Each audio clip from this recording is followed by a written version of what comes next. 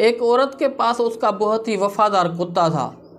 वो जब भी बाहर किसी कामकाज से जाती थी तो उसका कुत्ता उसके बच्चे की रक्षा करता था, हिफाजत करता था। एक दिन वो औरत जब बाहर से कामकाज ख़त्म करके घर आई तो उसने अपने बच्चे को अपनी जगह पर न पाया।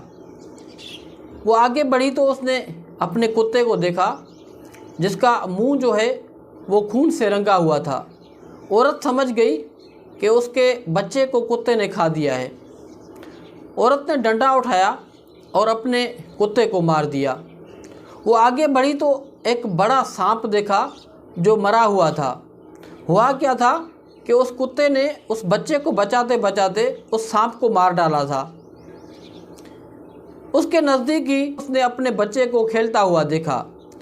मोरल इस कहानी से हमें सबक ये मिलता है, गलतफहमी में और जल्दबाजी में गलत फैसले कर बैठते हैं और उसका नतीजा हमें बाद में पता चलता है।